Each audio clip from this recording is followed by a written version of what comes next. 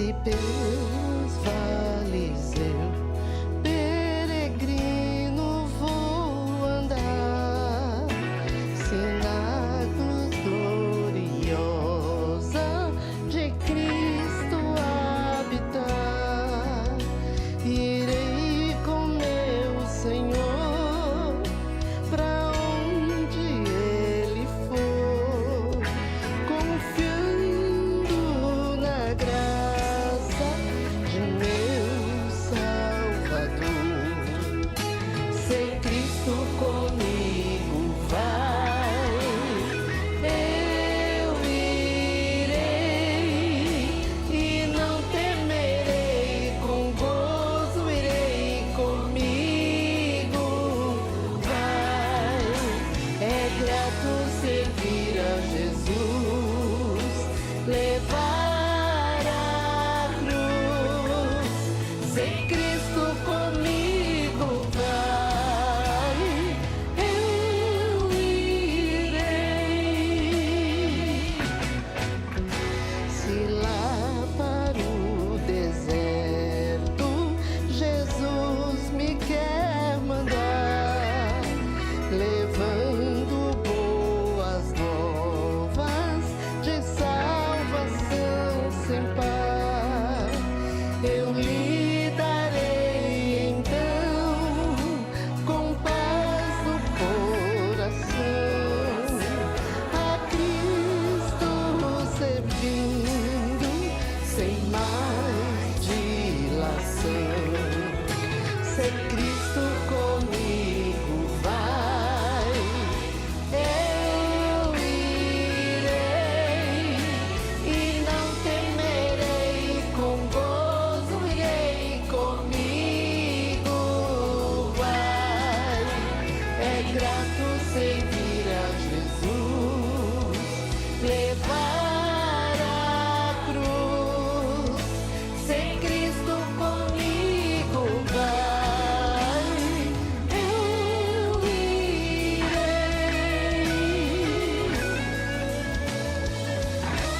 Aleluia.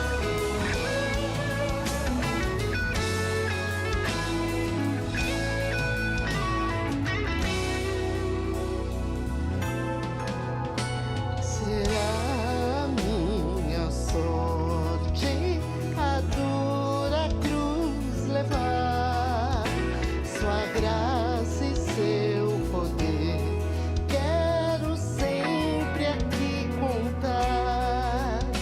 Contente com Jesus, levando a minha cruz, eu falo de Cristo, que é minha luz. Se Cristo, eu irei, você irá? Eu irei, não tema, com gozo irei comigo. Vai, é grato servir a Jesus, levar a cruz. Se Cristo comigo vai, você vai, eu irei. Ao Salvador Jesus eu desejo obedecer, pois na sua palavra encontro meu saber. Fiel a Deus serei, o mundo vencerei. Jesus vai comigo, não mais temerei. Se Cristo comigo vai, você vai? Eu irei. Eu irei e não temerei, com gozo irei comigo. Vai, é grato servir a Jesus, leve a sua cruz. Se Cristo comigo vai,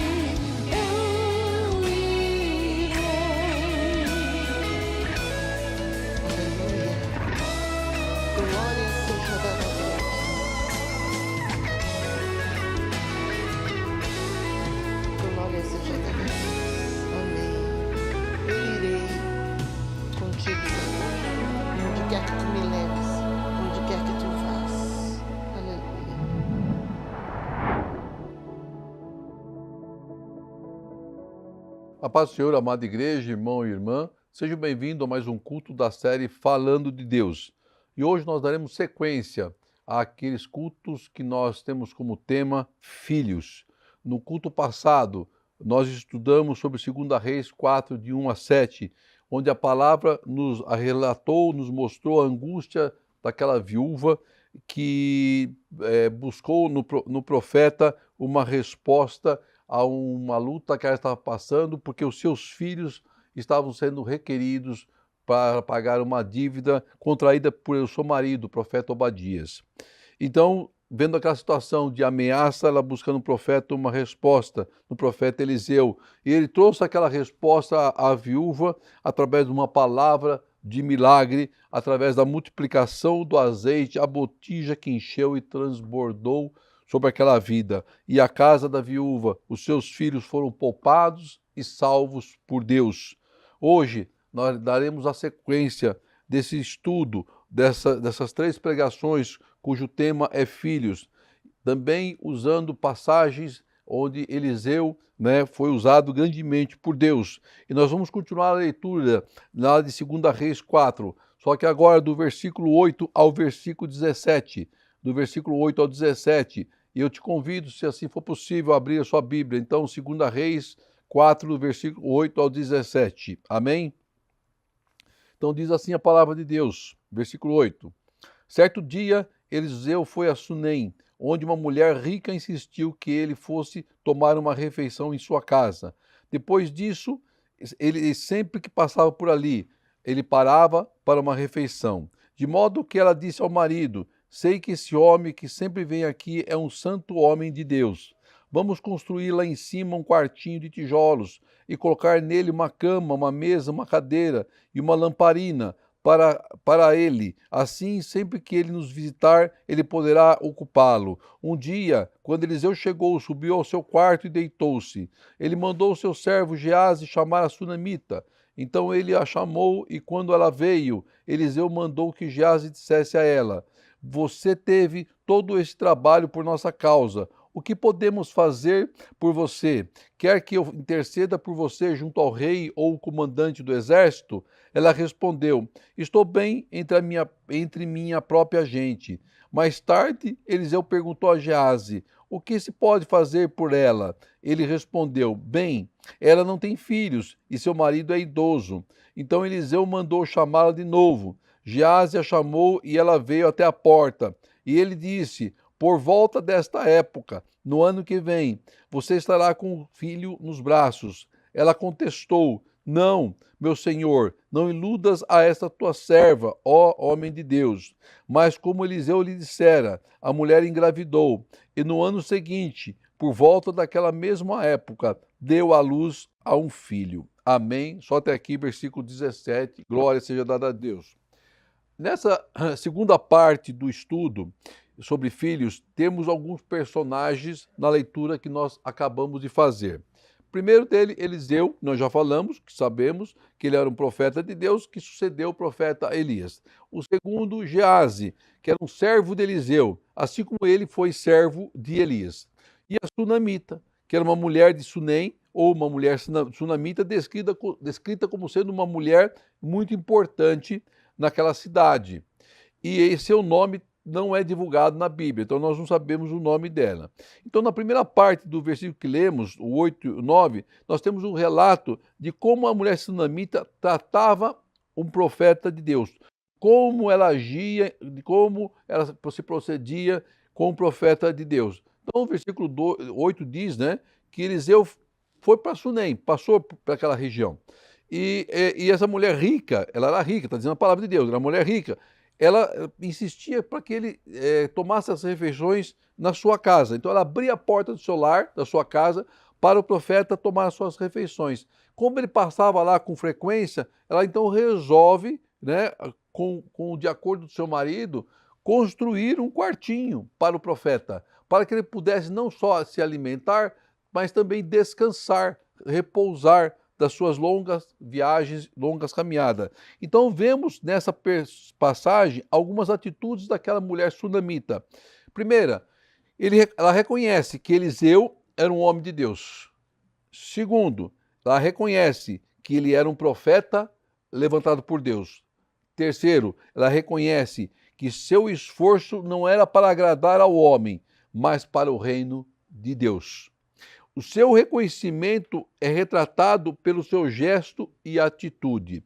Ela honra ao homem de Deus, porque ela abre as portas da sua casa para recebê-lo. Indiretamente, ela estava participando da obra do Senhor, ao ajudar um profeta, ao ajudar um homem de Deus. Também participamos da obra de Deus, mesmo que indiretamente, quando nós apoiamos a igreja, quando nos envolvemos espiritual com o que está sendo feito para o reino. Ou seja em trabalhar na obra, ou intercedemos em oração, ou abrimos a porta da nossa casa para um servo de Deus, ou participarmos dos cultos, de louvarmos a Deus. Tudo isso nos leva a participar de um movimento espiritual que envolve pessoas, a igreja, a nossa casa, a nossa vida. Abrir as portas da casa a um profeta, abrir o coração à palavra de Deus, para um servo de Deus, é nos envolvermos com a obra, é nos fazer participantes da obra do Senhor. E aquela mulher sunamita, assim como nós estava honrando a Deus. Ela estava honrando a Deus, porque o que ela fazia a um profeta, ela faz para Deus. Ela estava honrando o profeta de Deus. Automaticamente, ela estava honrando a Deus. Ela ofereceu alimento, ela ofereceu água, ela ofereceu descanso para que o profeta continuasse a sua longa caminhada, para que o profeta continuasse com as forças renovadas a fazer a obra de Deus. Está escrito lá no versículo. Sei que esse homem que sempre vem aqui é um homem santo, é um santo homem de Deus. Ela afirma isso, ela afirma que se tratava de um homem de Deus, ela afirma e reconhece que se trata de um homem do Senhor, escolhido por Deus.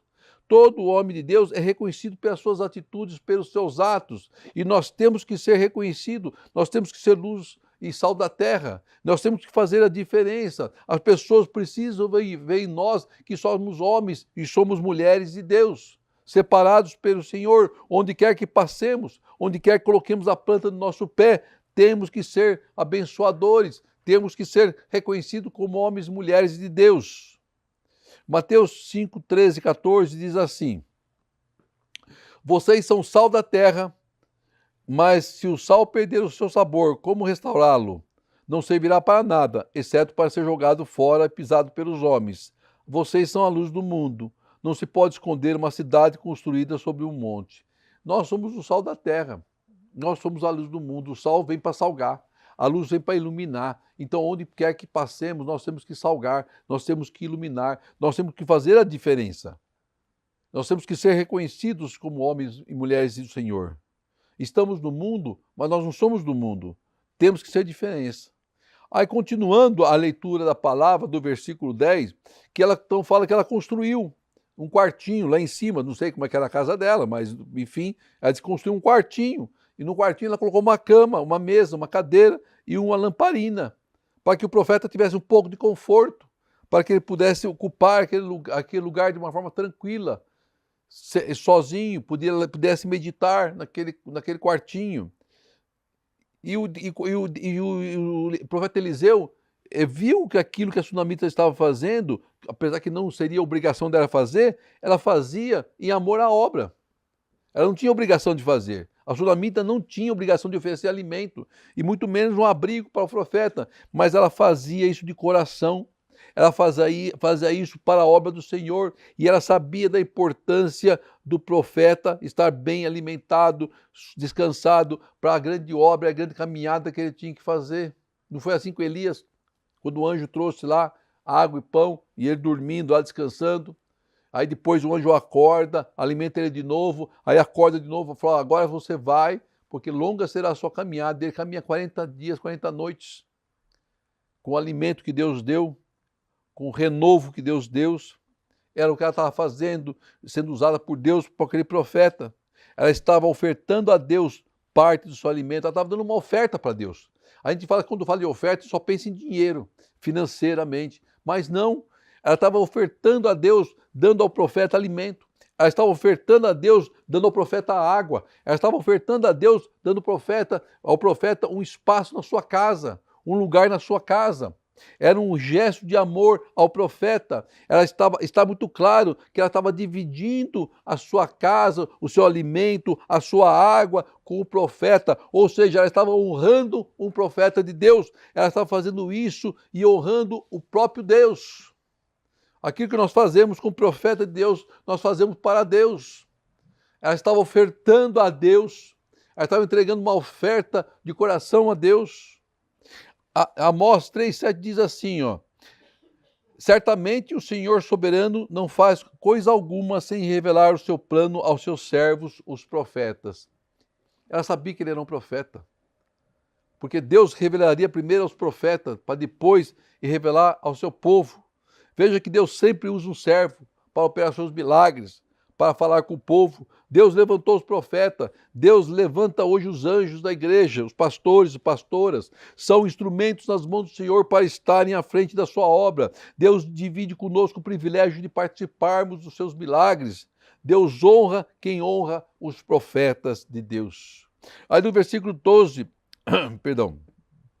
no versículo 12 e versículo 13, né, diz que Eliseu manda chamar Geazi, para que ele chame a sunamita, porque Eliseu queria saber daquela mulher se ela tinha alguma coisa que ela precisasse, porque como ele tinha influência pelo seu trabalho, ele poderia interceder a favor dela junto do rei ou junto do comandante do exército, que seriam as autoridades constituídas na época.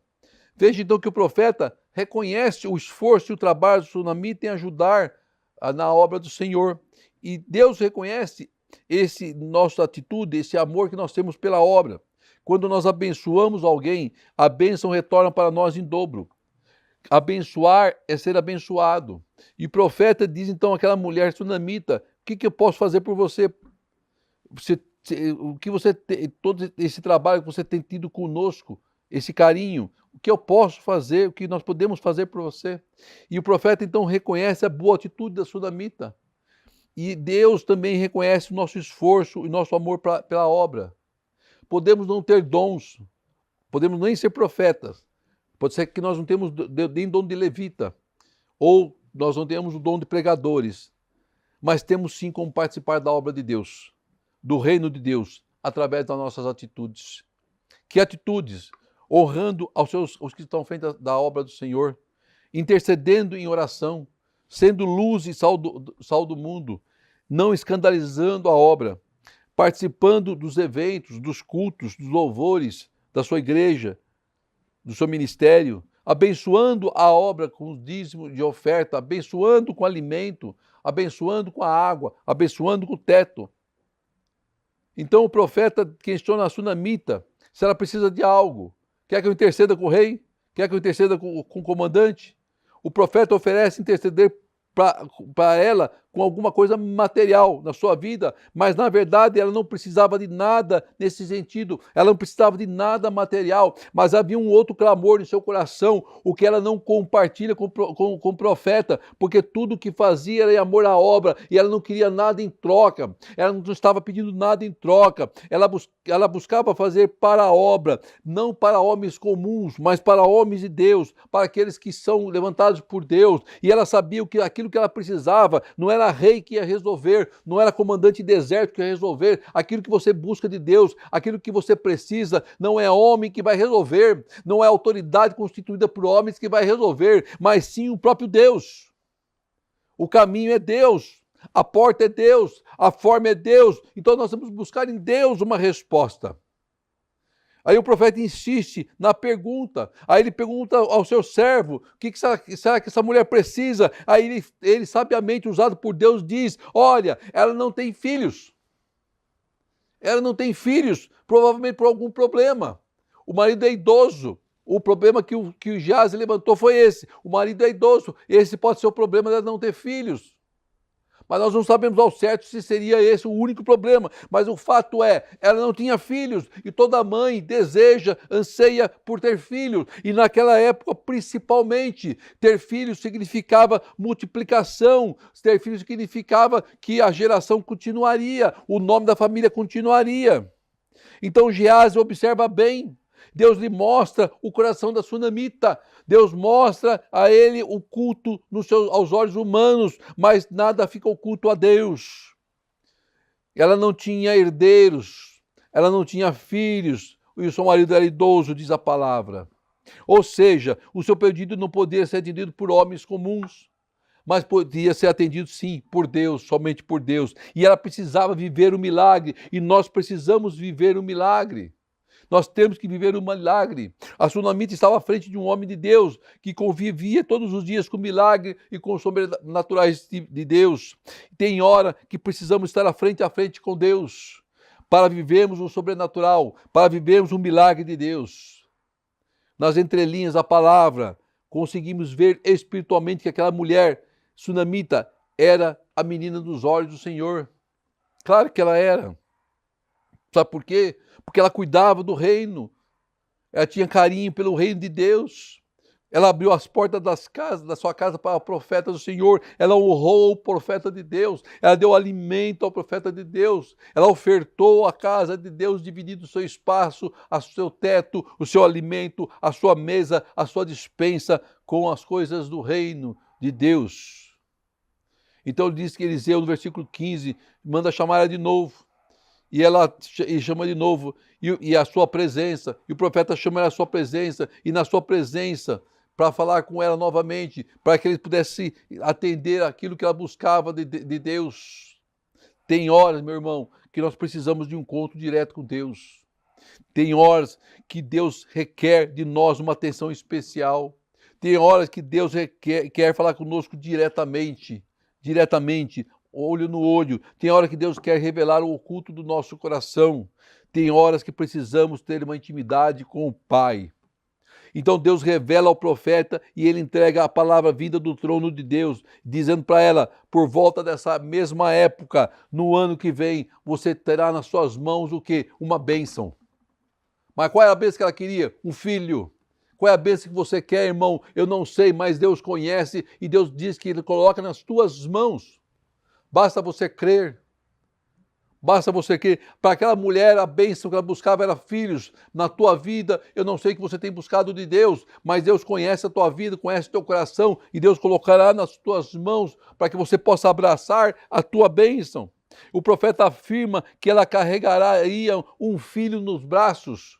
Ele está afirmando, ele está profetizando. Todos os anos eles iam passar por aquele lugar, em uma mesma época, e provavelmente no mesmo mês. Isso nem era uma cidade que ficava entre Samaria e Monte Carmelo, onde morava o profeta Eliseu. Então o profeta sabia do amor da sunamita pela obra do Senhor, e ele quis retribuir esse amor, e só Deus que viu nela algo diferente, algo que não se vê com olhos carnais, mas com olhos espirituais. Deus olha o coração.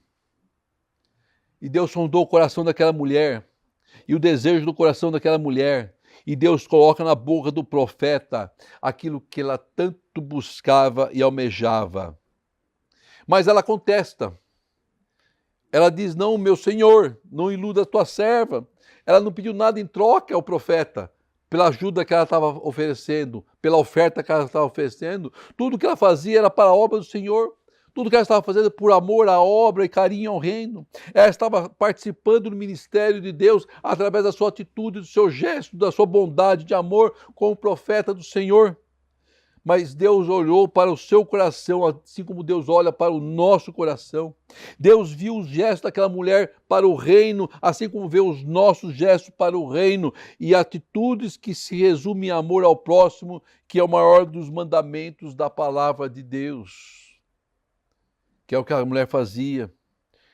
Lá está em Marcos 12, 30, que ame ao Senhor, o seu Deus, de todo o seu coração, de toda a sua alma, de todo o seu entendimento e de todas as suas forças. E o segundo mandamento é este: ama seu próximo como a ti mesmo.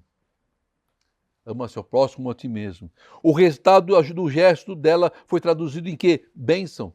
Ela sabia das suas limitações como mulher e de seu marido, por isso não tinha filhos. E na época era muito importante que ela tivesse filhos, para que o nome da família tivesse continuidade. Assim como hoje, filhos são bênçãos em nossas vidas. E Deus honrou a palavra do profeta. Deus sempre vai honrar a palavra de um profeta. E Eliseu fala para ela que ela engravidaria, e no ano seguinte, quando ele voltasse naquele lugar, ela teria nos braços a sua bênção, o seu filho. Deus honra e sempre honrará a palavra de um profeta de Deus. Eu já passei por isso, por essa experiência. E Deus nunca deixou de honrar a sua palavra, não para a glória do homem, mas para a glória do nome do Senhor. Deus conhece nossas petições, sabe do nosso caminhar. Então honre os profetas levantados para o Senhor, pelo Senhor. Como Pai é maravilhoso e bondoso para com teus filhos, para conosco. Deus quer passar isso para as nossas gerações. Se nós, como Pai terrenos, fazemos de tudo pelos nossos filhos, quanto mais nosso Pai Celestial. Está lá em Lucas 11:13. Depois você vai lá e vai ler.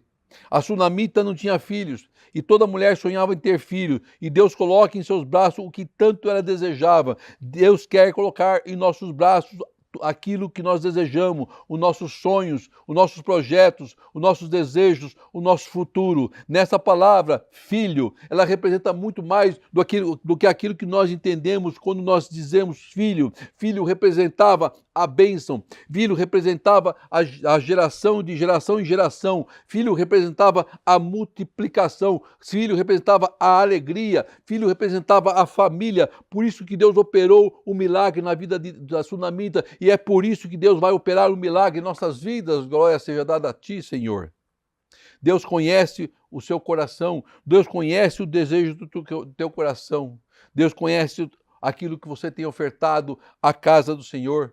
Não estou falando apenas em dinheiro, em monetário, estou falando pelas suas atitudes, pelos seus gestos. E para os filhos, Deus vai nos colocar nos braços aquilo que tanto nós temos buscado da parte do Senhor.